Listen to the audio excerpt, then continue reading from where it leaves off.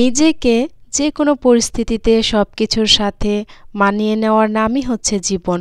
সময়ের সাথে পরিস্থিতি বুঝে যে নিজেকে মানিয়ে নিতে পারে সে জীবনে সবচাইতে সুখী মানুষ।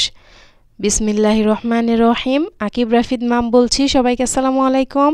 আশা করছি যে যেখানে আছেন সুস্থ আছেন, ভালো আছেন। আল্লাহ তাআলার অশেষ রহমতে আমরাও বেশ ভালো আছি আলহামদুলিল্লাহ। বেঁচে থাকার অন্যতম উদ্দেশ্য হচ্ছে নিজেকে নিয়ে ব্যস্ত থাকা। নিজেকে নিয়ে যতই বেশি ব্যস্ত থাকা যায় ততটাই কিন্তু বেশি ভালো থাকা যায়। সবটুকু দিয়ে নিজেকে ভালো রাখার চেষ্টা করুন। জীবনে কি কি হলো না, কি কি পাওয়া গেল না সেগুলোর হিসাব না করে কি কি হয়েছে, কি কি পাওয়া গেছে সেগুলোর হিসাব করুন। যা যা পাওয়া গেছে, যা যা হয়েছে জীবনে সেগুলো যদি না হতো, না পাওয়া যেত তাহলে জীবনটা কেমন হতো একটু অনুভব করুন। আল্লাহ তাআলা যতটুকু দিয়েছেন ততটুকুতেই সন্তুষ্ট থাকার চেষ্টা করুন। নিজের মনটাকে সব সময় হিংসা মুক্ত রাখার চেষ্টা করুন। অনেক সময় আমরা কাজ কঠিনভাবে করি, যা চাইলে আমরা অনেকটা সহজভাবেই কিন্তু করতে পারি। যে কোনো কাজ আন্তরিকভাবে মনোযোগ দিয়ে করার চেষ্টা করি, শুধু দায়িত্ব পালনের জন্য নয়। যতটুকু পারেন বা যতটুকু পারবেন ঠিক ততটুকুই করার চেষ্টা করুন।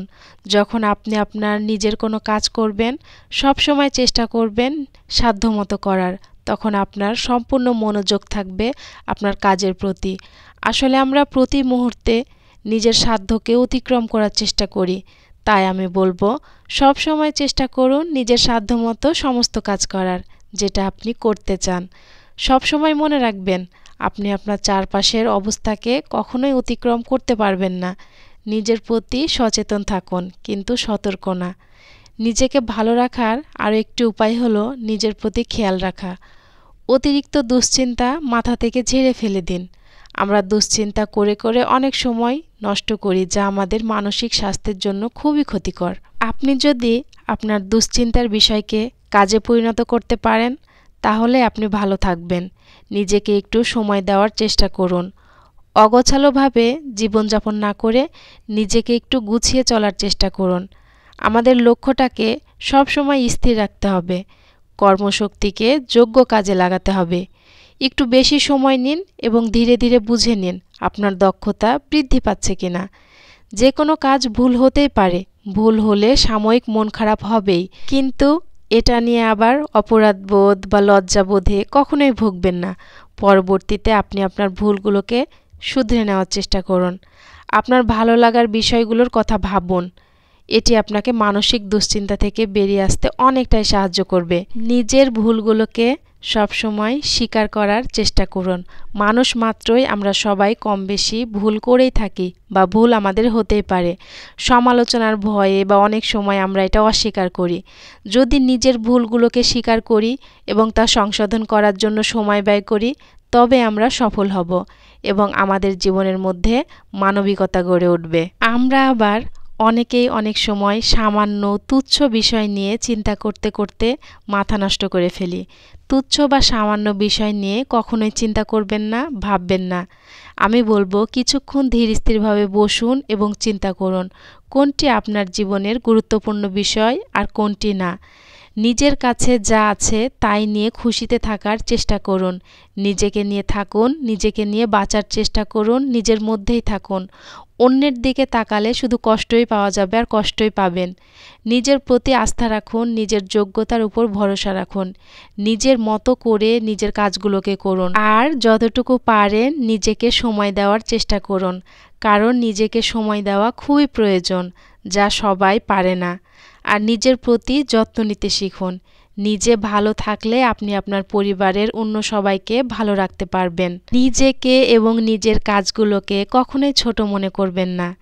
আপনার যতটুকু যোগ্যতা আছে, যতটুকু মেধা আছে ততটুকু নিয়ে সামনের দিকে এগিয়ে যাওয়ার চেষ্টা করুন। কারো কাছ থেকে কখনোই বেশি কিছু প্রত্যাশা করবেন না, তাহলে জীবনে আরও বেশি কষ্ট পাবেন। আর যতটুকু পারেন বা যতটুকু পারবেন আল্লাহ তাআলার ইবাদত বন্দেগী করার চেষ্টা করুন। 5 ওয়াক্ত নামাজ পড়ুন, কোরআন শরীফ পড়ুন। দেখবেন মন যদি খারাপ থাকে এমনিতেই মন ভালো হয়ে যাবে। আর আল্লাহর কাছে চাইতে থাকুন, দেওয়ার মালিক তো একমাত্র আল্লাহ। দেখবেন কোনো দিন না কোনো দিন আপনার চাওয়া পাওয়া পূরণ করে দিবেন আল্লাহ। অল্পতেই সন্তুষ্ট থাকার চেষ্টা করুন, অল্পতেই মন ভালো রাখার চেষ্টা করুন, দেখবেন জীবনে আপনার থেকে সুখী মানুষ আর কেউ নাই। আসলে জীবন তো জীবনই, জীবনে চলার পথে কত রকমের বাধা বিপত্তি আসে, সব কিছু অতিক্রম করে জীবনকে সকল পরিস্থিতির সাথে মানিয়ে নিয়ে এভাবেই চলতে হয় আমাদেরকে। এটার নামই হচ্ছে জীবন। জীবন এভাবেই চলবে, চলতেই থাকবে। আমরা একদিনে পৃথিবী ছেড়ে চলে যাব, এটাই সত্য, তাই না? অনেক কথাই বলেছি, ভুল ভ্রান্তি থাকতেই পারে। যদি ভুল ভ্রান্তি হয়ে থাকে ক্ষমা সুন্দর দৃষ্টিতে দেখবেন। তো আমি কিন্তু কাজও করছি আর আপনাদের সাথে গল্পও করছি, রান্নাবান্নাও শুরু করে দিয়েছি। তো এখানে বেগুন ভাজা করব, এই জন্য বেগুনও পিস পিস করে কেটে নিয়েছি। আসলে মন খারাপ আমাদের অনেক সময় কিন্তু বলে কয়ে আসে না, হঠাৎ হুটহাট করে মন খারাপ হয়ে যায়। তো মন খারাপ হলে আমি আসলে এগুলোই করে থাকি, এজন্য আপনাদের সাথে শেয়ার করলাম আর কি। নিজেকে সবসময় বোঝানোর চেষ্টা করি, ধৈর্য ধারণ করার চেষ্টা করি, দোয়া পড়ি মনে মনে। আপনারাও দোয়া পড়তে পারেন, ধৈর্য ধারণ করার দোয়া, সবুরের দোয়া আর কি।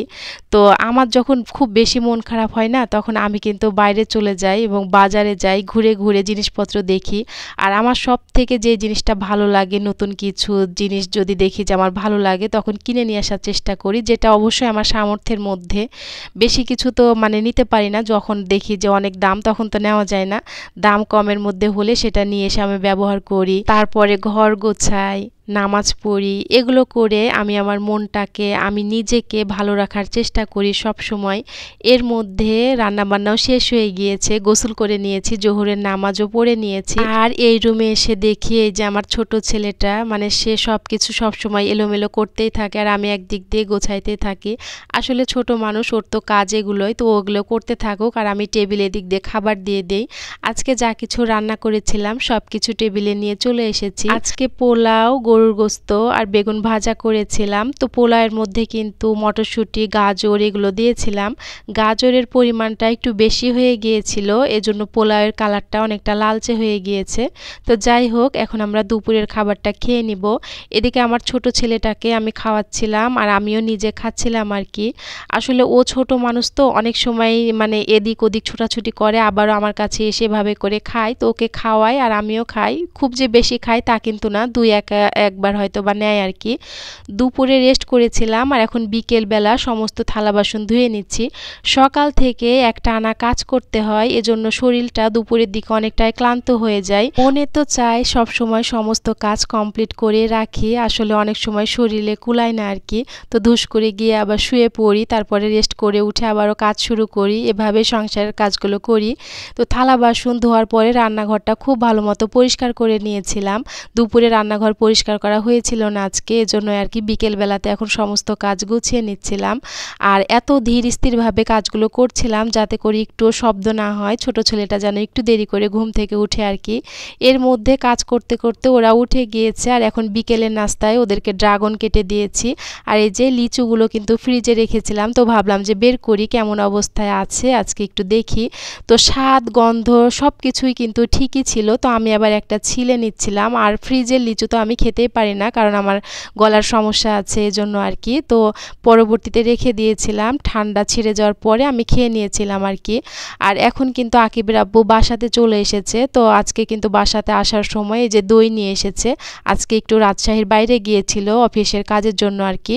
তো আসার সময় দই, তারপরে পুঁই শাক এগুলো নিয়ে আসা হয়েছে। এখন এক এক করে রাতের যে কাজগুলি আছে সেগুলো কমপ্লিট করে নিব।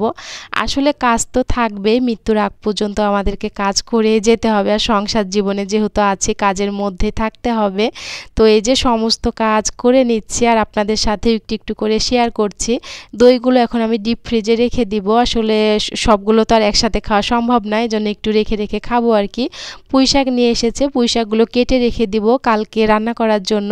তো পুঁই শাকের পাতাগুলো কিন্তু অনেকটাই ফ্রেশ ছিল, যা দেখে আমার ভীষণ পছন্দ হয়েছে। সবগুলো পুঁই শাক এক এক করে কেটে নিচ্ছি। আসলে আমরা সবাই জানি আল্লাহ হলেন সকল কিছুর সৃষ্টিকর্তা, তাই তিনি সাহায্য করলে যে সেটা অনেক বড় সাহায্য হবে তা কিন্তু বলার অপেক্ষা রাখে না।